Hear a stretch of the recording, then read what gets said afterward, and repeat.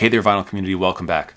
So as many of you know, I collect all kinds of music. There's lots of different musical genres, types from all over the world that kind of scratches my enjoyable listening itch. And one of those, over the last maybe like 5 years or so, has been discovering the music of Japanese city pop. And some of you are going to know what I'm talking about, and some of you are going to have no idea what I'm talking about.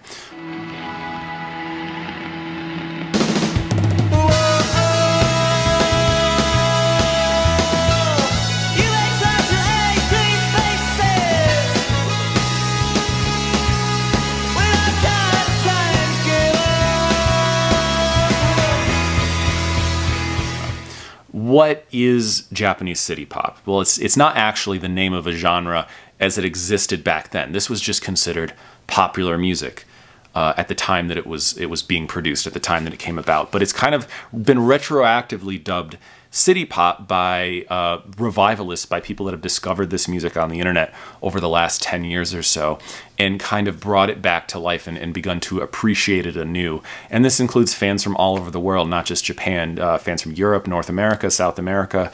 They've all become infatuated with this music. And what's so special about it? What is it? It's popular music that was made from about 1975 to around 1988 in Japan. And it was the pop music that was everywhere, that was being produced by records, by big producers, by big labels, on the radio, the advent of the cassette deck, the Sony Walkman.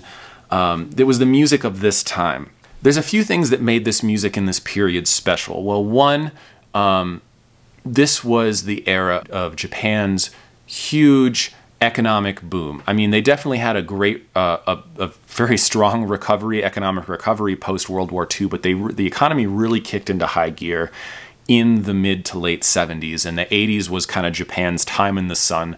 Back then, before the economic crash in the early 90s, there were economists talking about the Japanese economy overtaking the US GDP. That's how big Japan's economic ascendancy was in the late 70s and early 80s.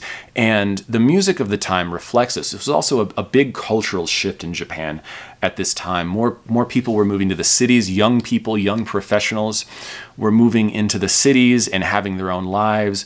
Women had more social freedom than they'd ever had in Japanese society. They were young, single, career women for the first time. And these are some of the themes that are expressed in this new urban music, this music that had this new leisure culture attached to it. People had more free time than before. It's very similar in a lot of ways to the artistic boom that happened in the United States post-World War II. This was kind of the later version of that happening in Japan at this time. And there was a wealth of creativity, and there was also a wealth of support behind that creativity. There were so many well-financed record labels throwing tons and tons of money at some of these recordings, at some of these musical artists, giving them a ton of time and freedom in the studio. Some of these musicians were even recording in the United States, in Los Angeles or New York, using American musicians. That's how much capital some of these record labels had to produce these albums. Musically, this was a period where, you know, kind of the heavy rock and the folk rock that was really popular in Japan in the early 70s started to give way to a more laid-back R&B, soul, funk, disco kind of musical aesthetic. And the thing about city pop is that it does encompass a lot of different types of musicians and a lot of different musical genres, but there's always kind of this reoccurring thread in music that we consider today to be city pop. And it's just this music it was essentially pop music that had elements of American West Coast soul, elements of funk, a little bit of disco at times, jazzy arrangements. Lots of times there would be live horns, keyboards, big lush arrangements, ensembles. But the pop melodies would have a sophistication to them that even in like the height of American West Coast AOR pop, I don't think we ever got to. And that's kind of what makes these compositions and these albums unique, is because it's this heavily commercialized sound that had some really interesting melodic and harmonic compositions to them that was very heavily influenced by American jazz. This was, you know, Japan is great at this, at taking something that has its own identity and adding their own spin to it and making it something uniquely Japanese. So we had American West Coast, you know, adult album rock in the US for a number of years. We had groups like Steely Dan, Seals and Croft. On the more R&B side, you had like Luther Vandross and groups like that that did develop a lot of these musical styles. And these Japanese artists would take a huge influence from that, but then they would really add their own formula to it so that it did have a distinct sound. And that's kind of what makes city pop so special, is that it's music that is familiar but also unfamiliar. So people were asking me about, what are some of the essential albums? What are some of the big heavy hitter albums that you should know for this genre, that are good introductions, that are records to hunt for if you're a record collector? I was talking about this, and I wanted to send some albums to one of my friends in the vinyl community, Patrick. Patrick is the vinyl archivist, aka known by his username PBthal. And Patrick is one of the best vinyl rippers out there at all. He's someone that's really into cataloging different pressings of vinyl records into a digital archive, and that's kind of his specialty, and he's one of the best vinyl ripping systems out there. And so I wanted to send some of my albums, my city pop albums, to Patrick to put into his archive so that he could enjoy them and really see what this is about. And I also want these albums to be kind of preserved for posterity, because they're really interesting albums, and because of the popularity of city pop, they're getting harder and harder to find and more expensive. So I've assembled what I think is kind of a city pop's greatest hits, some of the most important albums in this genre, if we can call it a genre, because in reality, at the time when these albums were coming out, this wasn't thought of as a genre. It was just popular music. It was the everyday music. But now we kind of have this hindsight of grouping these albums into an artistic movement. And so I wanted to give a snapshot of some of the best of these albums. So I have assembled a list of records, and I'm going to go through them. And I'm going to start with, most of it's alphabetical, but I want to show a couple records that kind of kicked off, or that are maybe the most important records in city pop. And there's definitely one record that comes to mind, and that is 1975's Sugar Babe songs. So this is an original pressing here. This is now a very hard to find record. In 1975, a group called Sugar Babe were making music, and they were making music that was a little different than the rock music that was popular in Japan at the time. They wanted to make a slowed down, softer kind of rock music that was more like, you know, Steely Dan, Seals and Croft, some of that softer California rock music that was getting popular in America in the 70s, because a lot of the stuff that was around in Japan at that time was either, you know, kind of Led Zeppelin, Blue Cheer inspired hard rock, which is awesome, and I'll make a separate video talking about some of the bands that were playing that in Japan at the time.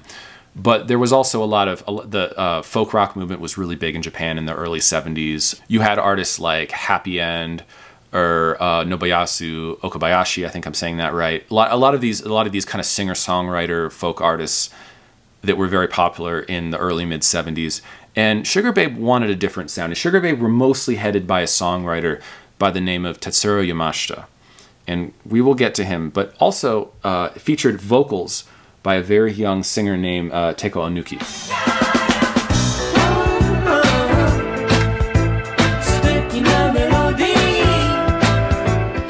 And they only made one studio album, this one's songs, and they weren't really popular at the time, and they kind of fizzled out, and Yamashita had his own solo career he later went on to.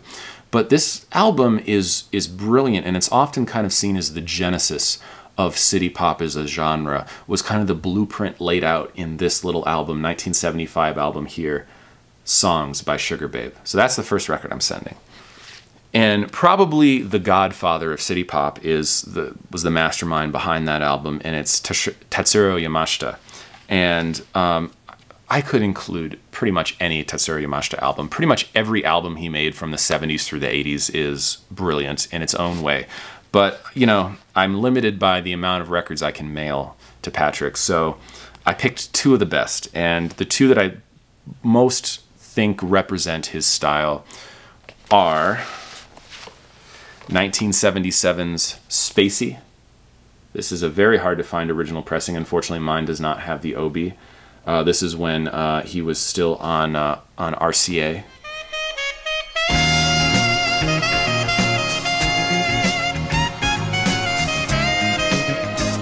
And then his much later and at the time far more popular record he did on Air Records. This is 1982's For You.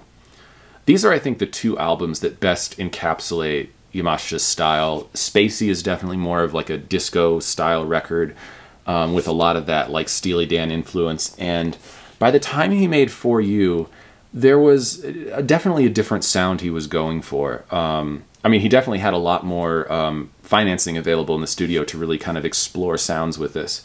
But there's lots of different influences you hear in this record, especially the Beach Boys. A lot of the vocal harmonies remind me of like late period Beach Boys. So these are the two Tatsuo Yamashita records that I thought are his best. Now, for the rest of them, I'm going to kind of speed it up because we got a lot of records to show here, and I'm going to kind of go in alphabetical order. One artist that's become very, very popular in city pop, and it's actually revived her career to the point where she's touring and performing again, is the singer Onuki. And this is probably her most famous album, Timely.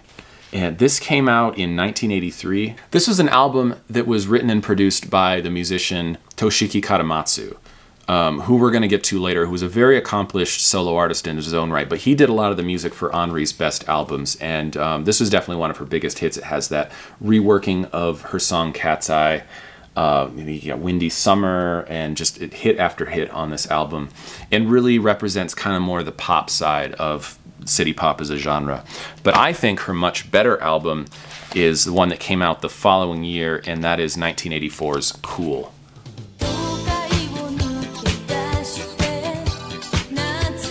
This is just an incredible album, and this is an album where her, along with Toshiki Katamatsu, they went to Los Angeles and they recorded this album in LA with some LA session musicians, and this has some of the biggest hitters in the LA recording session scene on this album.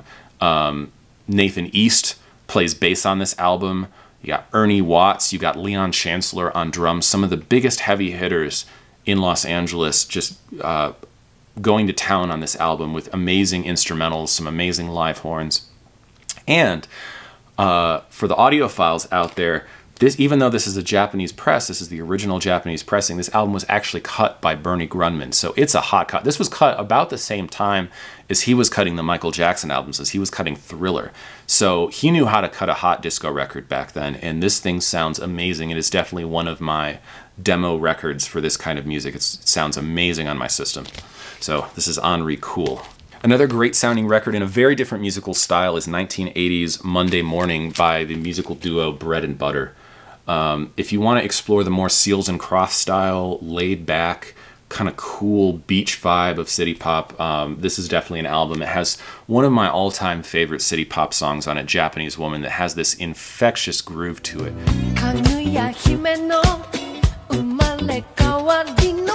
And this really, really catchy verse that just you'll be humming after you hear it.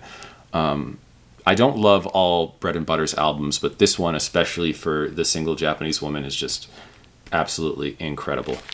One of the instrumental bands from this genre that really leans more into the jazz side of things is this group Cassiopeia, and they play kind of a modern fusion jazz, and this is their debut album, Cassiopeia. What's interesting is this is the actual real debut album cover, but it was released about 2 years later with a race car cover, and that is the version that got popular on YouTube with that race car like Formula One cover. And that pressing of this album, even though it's a repressing, goes for a lot more money than this original cover. So if you want the actual provenance of having an original pressing, hunt down this, and it'll be a lot cheaper than that original Formula One cover, although there is a reissue out now of it that you can grab.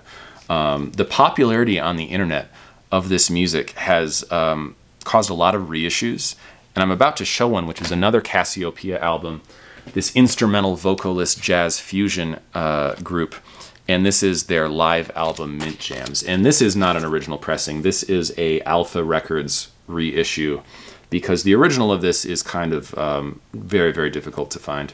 And I think the reissue sounds great. I don't have one to compare it against, but you know, all these Cassiopeia albums are more or less in print now and can be grabbed. But this is, I think, their best live album. It's just so iconic, the iconic cover, amazing playing by the band at the height of their career, And if you like kind of this like fast speed racer type jazz fusion, really amazing solos from the guitar and the bass, and just really smooth sounds, definitely check out Cassiopeia. You're going to enjoy it. For this list, I grabbed an album that's half by Harumi Hosono, who you may know as one of the members of Happy End, and then later one of the members of Yellow Magic Orchestra. Well, in the late 70s, he made kind of a Pacific Island tropical themed album along with Tatsuo Yamashita and Shigeru Suzuki, and they produced this album called Pacific. And this is an original, what is this, 1978 Japan CBS pressing. This is a really good example of how this genre would incorporate kind of like Pacific exotica, kind of like self-exotica. And it has a lot of really cool tropical sounds, and definitely the best example of this style of city pop. And it sounds great too. And it's really unique because you have Harumi Hosono that did a lot more, I wouldn't call it experimental music, but he definitely was more exploratory, whereas Tatsuo Yamashita definitely had his own sound and his own style. And you wouldn't think the two would work super well together, but in this album it fuses really beautifully, and it's really interesting to hear the influences both, actually all three of these artists bring to the album. So this is Pacific.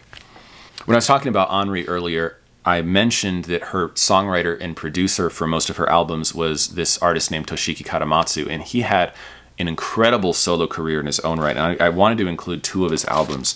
This is 1983's On City Shore, one of his best early work albums, and then he really came into his own style and kind of his own persona in 1980, was this 84? 1984's After Five Clash, which is probably his most popular album. And this has definitely his most popular song in the modern day, which is If You Want to Dance. Not to be confused with his other song, Do You Want to Dance? He's a man of many talents and many different ways of asking people to dance with him. But this is such a great album, and it encapsulates a lot of this kind of urban nightlife style that this genre did so well. And very interesting cover art there. One of the interesting things about this genre is that oftentimes these record producers would find kind of these idol singers, these kind of like popular, just basically like we think of today's pop stars, like these really popular figures like Rihanna and Beyonce or whatever you think about like modern pop singers. And they would pair them with these producers who made really interesting compositions. And sometimes the result was very generic pop albums, but sometimes the result was someone you would think of as being a generic pop singer, like almost like a model whose singing was their side gig, and paired them with music that was really interesting and really suited their voice and their aesthetic. And the biggest example I can think of for that is an album by Momoko Kikuchi. And this is her her album that came about a little later. I think this came out in 1986. This is her album Adventure. And the thing I'll say about this album is that Momoko Kikuchi has this kind of wispy, airy, girlish voice.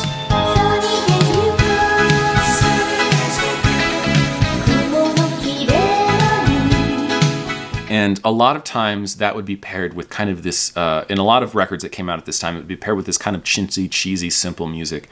But the compositions on this album are inventive and lush and have this kind of dreamlike quality to them, and it really fits the lightness of her voice. So actually, in terms of like musical adventure, see what I did there? This is so great. And this is, I think, this was one of the albums that really hooked me on this genre, was Momoko Kikuchi's Adventure. Highly, highly worth checking it out. And this is an original 1986 press, but all her albums are now back in print, so you can go buy them new if you so desire. One album that I definitely do not have an original pressing of is one of the greatest mysteries of city pop, and that is Love Trip by Takako Mamiya. This is actually a reissue that came out a few years ago. It's a double 45 RPM edition, but there is also a 33 that's in print and you can buy very easily. This is a mysterious album because Takako Mamiya basically just made this album. I mean, look at that iconic cover there. She just made this album, Love Trip, and it was not appreciated at the time. It didn't do very well. Basically, nobody knew about it. And so she quit music and she went away. And to this day, we have no idea where she is or what she's up to. She is, even after the revival of her music, nobody knows what happened to her. Apparently, she's still alive, according to someone, but she's disappeared off the face of the earth. And we don't know much about this album, other than that it's become popular on the internet again in the last 10 years, and it's gone through a huge revival to the point where it is now, reissues of this album have probably outsold originals by a number of different factors. And this is just genius. It's kind of everything. It's on the surface, the melodies are simple and the instrumentation is simple, but actually the compositions, I find the compositions on this are really genius. And Mamiya's vocal delivery, there's something haunting and insidious about her voice on this record that is kind of intoxicating.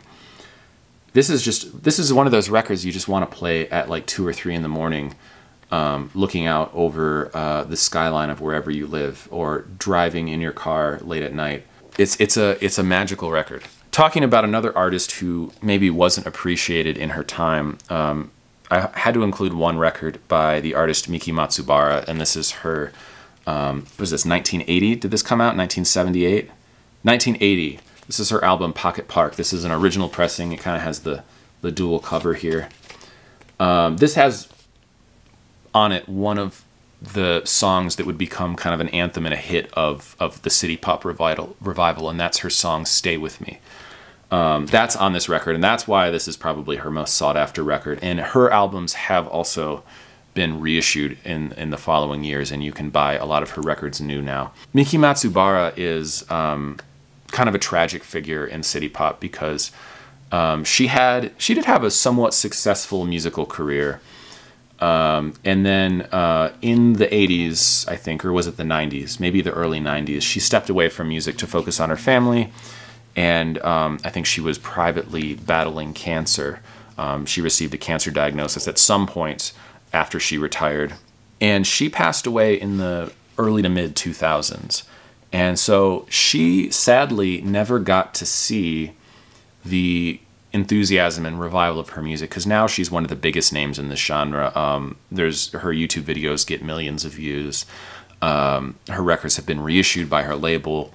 They're incredibly popular. So some of these artists, like Henri, have been able to enjoy, Henri and Tatsuo Yamashita and Tatsuo Yamashita's wife, Maria Takeuchi, have enjoyed touring off the revival of their music and making new music and enjoying the spotlight once again. Unfortunately, Miki Matsubara, who passed away, never lived to see her music gain popularity again, but I think she would appreciate that her art lives on for future generations. And that's just kind of one of the bittersweet stories of this genre, because all these records are worth a lot of money now.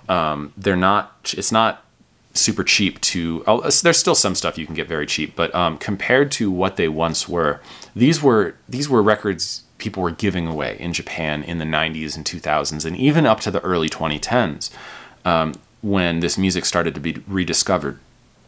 And now, these are like hunting down original pressings of classic rock bands. I mean, if you want the original pressing clean, it is some work and some financial risk to do so. But it just goes to show that a lot of this music does come back around after a certain point. Now onto more records. I'm going to kind of speed through the rest of these because I realize I've been talking a lot. Friday Magic, Meiko Nakahara. This has that one song, Fantasy, on it that's definitely taken on a life of its own. This album is kind of the pinnacle of the super, super sugary, upbeat pop side of this genre. And it just sounds awesome. I mean, everything is like pushed to the forefront. It's like loudness mixed to the max for whatever that was in the 80s. Not nearly as bad as the way it is now, but like that kind of like super, super high produced 80s sound.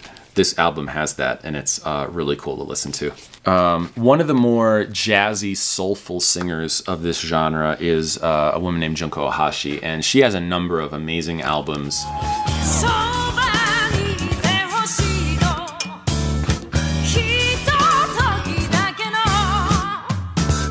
both appearing as a solo artist and with her band Minora Central Station.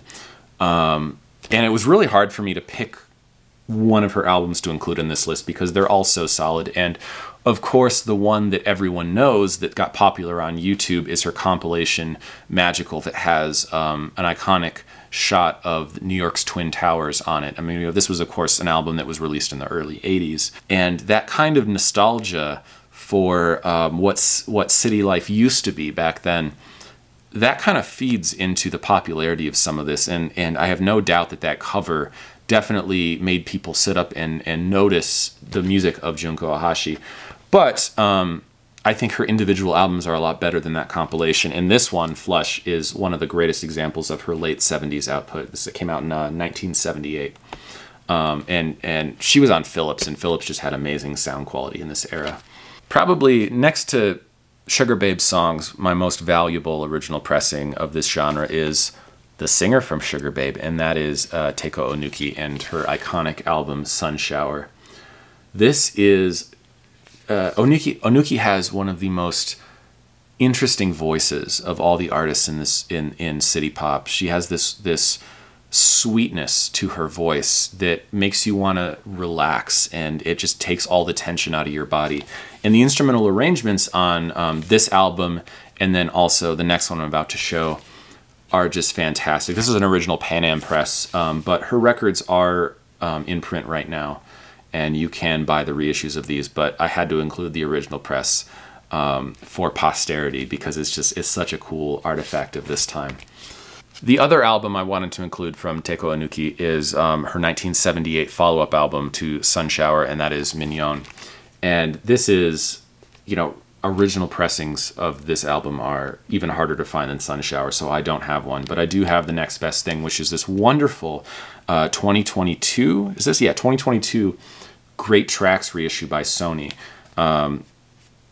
These Great Tracks reissues are a godsend because most of them, including this one, were remastered and cut by Bernie Grunman at Bernie Grunman Mastering. So even though they are from digital files, the remastering job that Bernie did on these is incredible, and I have no doubt they sound just as good as the originals.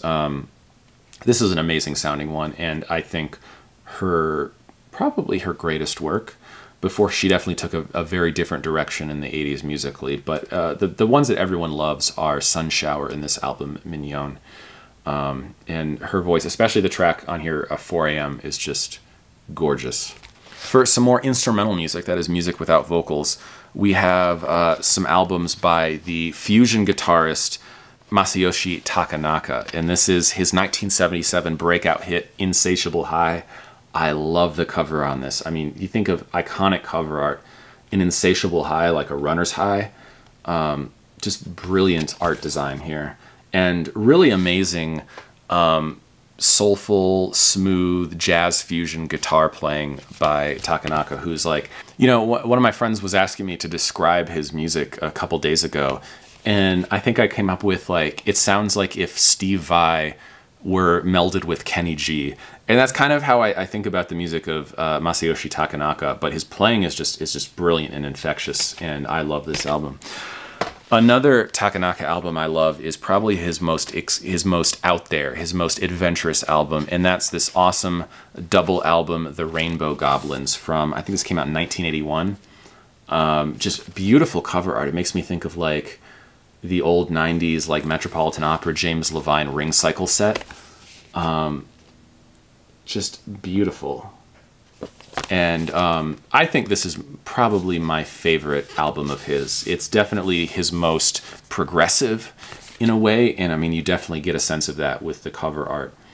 But pretty much, if you're a fan of, like, jazz fusion, just Masayoshi Takanaka is just someone you really have to check out.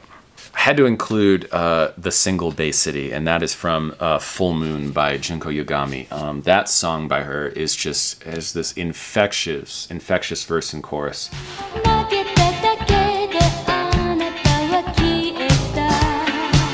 And is it as musically sophisticated as this album is musically sophisticated as some of the other stuff I showed on here? Not really, but Yagami has this amazing voice, and this is definitely by far her most popular and representative work, so I had to include Full Moon by Junko Yagami. Now, if we want to talk about musical sophistication, I have to talk about the artist that I have often introduced to people as the Kate Bush of Japan, and that is Akiko Yano. I think one of her most profound works is her debut album, Japanese Girl. This is an album that was recorded half in Japan and half in New York, and the New York side was, or maybe it was Los Angeles, I'm not sure. But anyway, half in Japan and half in America, and the American side of this album was actually recorded with backing from the band Little Feat.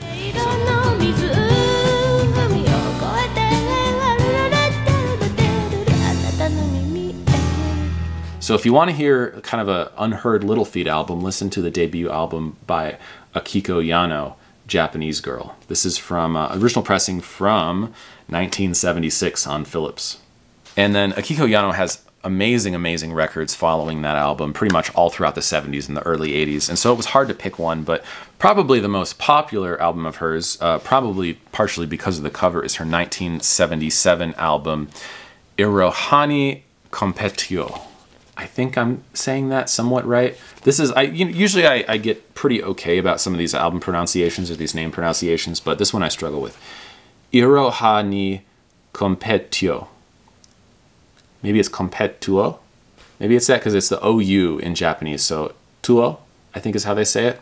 Anyway, this is her 1977 solo album, and you can see why it's become so popular in recent years. I mean, look at this cover. It's just hilarious. So Akiko Yano is I think very different than a lot of these other artists in that she was also a very, I mean, she wrote most of her own music. She was a very amazing piano player, not just a competent piano player, amazing piano player. And she was really, I think her music can more be described as kind of art pop than it's city pop. I compare her to Kate Bush because it gives me that same kind of creative avant-garde vibe I get from Akiko Yano that I get from listening to Kate Bush. So if you like that kind of more experimental music, definitely check her out. She's an incredible musician and performer, and she's still making albums today. She just had a new release that came out, I think, a couple years ago that you can go buy. So yeah, definitely highly recommend her. Last but certainly not least, I wanted to include some more R&B flavored records. And so I picked 2 albums by the singer Manako Yoshida. And this is her studio album Tornado, which I think is her best studio work. This is really, really more soulful, down-tempo R&B, very American R&B influenced. This is from 1980 on Alpha Records. Monochrome, just incredible sounding. Two of some of her best songs on here. Well, 3 actually. Tornado, Rainy Day on the A side, which are just incredible. Rainy Day is one of the best, like, kind of soul ballads, I think, of this genre.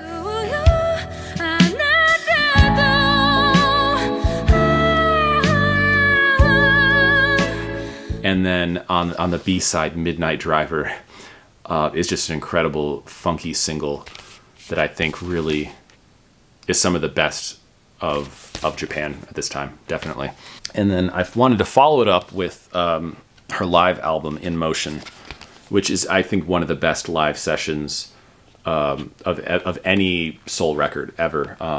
It's just incredible, incredible, infectious, energetic live performance by her and her band, playing a lot of stuff off Monochrome and some of her previous albums. Yeah, so I really dig this. Is that my whole city pop collection? No, far from it. But I think this is like one of the best samplings I could come up with of albums you should check out, albums to get you into the genre, to help you explore the genre, stuff to hunt for as a collector. And it's the albums that I'm picking to send to my friend Patrick to, best represent what city pop is all about, the type of music and the type of musicianship that I think makes this genre so cool. It's this little snapshot in musical history that fostered, I shouldn't say produced, I should say fostered some of the most creative artists to ever work in pop music. So I hope you all enjoyed that. Little detour into a niche of a subgenre. But this is music that I really love and have come to appreciate over the last couple years. So I hope that you all can enjoy it too. With that, I think that's everything I have to show. So until next time, everyone, take care.